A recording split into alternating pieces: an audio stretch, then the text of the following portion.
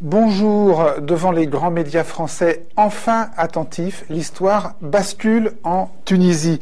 Alors que l'avenir du régime de Ben Ali, à l'heure où nous enregistrons cette émission, semble sur le fil du rasoir, nous allons revenir sur un mois de soulèvement tunisien et la manière dont les médias l'ont traité ou d'ailleurs ne l'ont pas traité. Et évidemment, on parlera aussi du rôle joué par Internet.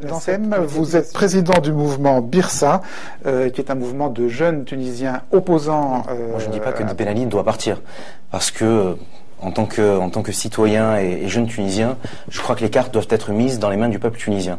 Et il n'y a pas d'appel à faire au président Ben Ali pour lui dire qu'il faut qu'il parte ou qu'il faut qu'il ne parte pas. Je crois qu'il, depuis 23 ans, il a été sourd à toutes les demandes du peuple, et je suis absolument persuadé, même aux demandes de ses conseillers ou de gens qui étaient assez raisonnables pour lui demander de partir. Je crois qu'aujourd'hui, il faut redonner la souveraineté au peuple. Il faut vraiment remettre les cartes dans les mains du peuple. Au-delà de la formule, ça veut dire quoi? Ça veut dire organiser quoi? Une élection présidentielle, des législatives? Il faut faire un référendum? Il faut faire quoi? Redonner la parole au peuple? C'est-à-dire que là, on est dans une position. Ben Ali est un boxeur qui a été un tout petit peu surpris, oui, qui est dans les cordes et qui est sonné. Bon. Et comme tout boxeur, il cherche à gagner un tout petit peu de temps, et il nous refait exactement comme vous avez dit. Et vous le lui accordez alors? Ah non, absolument pas. Ah non. Nous, on n'appelle pas Ben Ali à partir, oui, on appelle le peuple, et dont je fais partie, à chasser le président Ben Ali. Ah, c'est vraiment très différent. D'accord, c'est absolument différent. Non, c'est plus clair comme ça. Oui, mais non, je vous avais mal compris au début. Voilà, c'est-à-dire que il y a rien à demander à un tyran. Il faut demander à un peuple. Quand vous me dites qu'est-ce qu'il faut faire maintenant, je pense qu'il faut parler, si vous voulez, de façon à faire un vrai contrat social. Si vous me permettez, oui, d'un trait, mais c'est vraiment important, c'est que quand Bourguiba est venu en 56, il a fait un contrat social tout seul avec le peuple. C'est-à-dire qu'il a décidé, il a dit je décide tout ça pour les Tunisiens. C'était des mesures progressistes, certes, mais qui n'ont jamais été prises dans la concertation. Ben Ali a fait la même chose avec des leaders de l'opposition ou des gens qui se sont considérés comme étant des leaders de l'opposition. C'est vrai que j'ai entendu que certains partis d'opposition avaient rencontré Ben Ali ou iront le voir. Alors, je pense qu'on peut le mettre au conditionnel, mais en tout cas, si c'est le cas, moi, je peux m'étonner que les mêmes personnes qui sont parties signer un pacte national avec Ben Ali en 88 reviennent aujourd'hui. Le régime, si vous me permettez de continuer, a censuré, n'a pas hésité à censurer des pages. C'est-à-dire que moi, ma page Facebook est censurée en Tunisie, et dès que vous êtes contre le régime, votre page est censurée.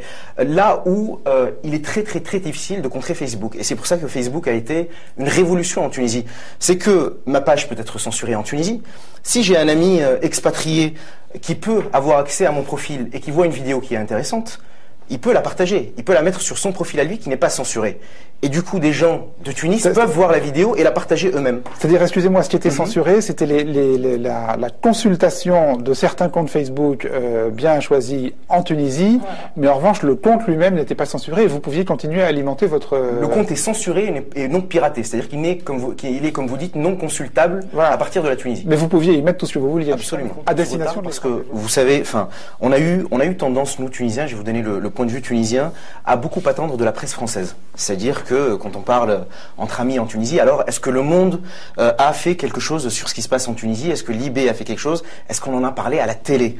Et il y avait ce sentiment, un genre de fatalisme qui voulait dire qu'on peut nous rien faire sur place et que les médias français et étrangers, et surtout français, se chargeront de communiquer sur ce qui se passe chez nous. Et là où moi je vois une vraie révolution, plus qu'une révolution médiatique, mais une révolution journalistique et démocratique, c'est que les gens ont pris leur smartphone, ont pris leur portable et ont commencé à faire du journalisme citoyen. D'abord parce que les journalistes tunisiens ont essayé de faire leur travail, mais vous connaissez les conditions dans lesquelles ils essayent d'exercer leur profession, mais chaque citoyen est devenu en Tunisie un journaliste et un relais à la fois pour les journalistes tunisiens et à la fois pour les journalistes français. Donc, quelque part, merci les médias français pour ce retard à l'allumage, quoi. Presque merci, et vous voyez que les premières images qui sont arrivées sont des images qui ont été prises par des citoyens tunisiens. Et en cela, c'est une révolution participative. Avant que les envoyés spéciaux soient sur place, il n'y avait que des images, effectivement, amateurs qui étaient... Il faut pas se leurrer, c'est une vraie révolte du peuple. C'est une vraie révolte du peuple. Et pour rebondir, si vous me permettez de répondre peut-être un tout petit peu tardivement à votre question, pourquoi il y a eu un traitement médiatique tardif, c'est aussi parce que les politiques de l'opposition, et y compris ceux qui étaient en France, n'ont pas su... alors n'ont pas d'abord été à l'origine de ce qui se passait, mais on pensait que ça allait se terminer. Et n'ont pas canalisé le mouvement, ils n'ont pas pris le mouvement. Les hommes politiques, pour certains, n'ont pas su se positionner. C'est-à-dire qu'ils n'ont pas fait un travail. Ils n'ont pas fait un travail d'homme politique, c'est-à-dire qu'ils ont fait un travail de défenseur des droits de l'homme. Or, il y a des organisations des droits de l'homme, il y a la FIDH, il y a Amnesty, il y a des gens, il y a la Ligue tunisienne des droits de l'homme, pardon, dont le travail est justement de dénoncer les actes attentatoires à la liberté, à la dignité, les actes de torture. Excusez-moi, un travail de défenseur des droits de l'homme, c'est pas un travail politique ? La politique ne se résume pas à la défense des droits de l'homme. Certes, mais ça en fait pas partie. Ça en fait partie, mais ce n'est pas que ça. Qu'est-ce qui a manqué alors ? Quand vous faites de la politique, il a manqué un leadership. Un leadership vous intéresse sur la position des autorités françaises. Vous savez, j'aime bien le rappeler, on a eu notre indépendance un 20 mars 1956. Et depuis cette date-là, on est un État, en principe, souverain. Et quand j'entends des amis français ou tunisiens me dire, mais est-ce que tu n'es pas choqué par le silence des autorités françaises ? Je dis non, puisque en quelle qualité les autorités françaises se prononceraient sur la Tunisie ? Moi, j'y crois à notre révolution citoyenne, sincèrement et profondément. Au titre de la communauté internationale et au titre des conventions signées par la Tunisie. Non, il y a un aspect sur lequel moi j'insiste. Je comprends très bien que la Tunisie est souveraine et qu'elle ne demande pas. Et les Tunisiens l'ont prouvé qu'ils sont très capables de faire leur propre révolution sans l'assistance de la France. Et des médias français, comme vous disiez. Et des médias français, vous l'avez dit. Mais cela dit, il y a une communauté internationale.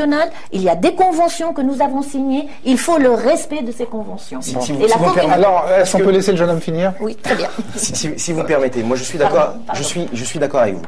Je crois qu'en Tunisie, on a vraiment besoin d'une révolution. Alors je sais que le terme est fort, mais c'est aussi une révolution des consciences, une révolution citoyenne qui est menée par les citoyens. On a besoin d'un mythe collectif fondateur. Et pour avoir si vous voulez, cette fondation d'une nouvelle République tunisienne, je crois qu'on a réussi à organiser nos propres émeutes, nos propres manifestations, notre propre couverture médiatique. Je ne suis pas absolument persuadé qu'on ait besoin de la communauté internationale. Alors vous êtes dans votre rôle de la présidente de la FIDH. C'est pas un rôle. Hein. Non, mais dans votre rôle, dans cette position, mais bien entendu. Moi, ça aide en général. Bien entendu. La communauté internationale. Je sais. Mais c'est-à-dire, avant d'attendre qu'on fasse les choses pour nous, faisons-les nous-mêmes. Et puis, pour vous répondre sur la question de l'armée, il y a eu un moment où beaucoup de Tunisiens ont appelé l'armée à prendre le pouvoir pour le peuple.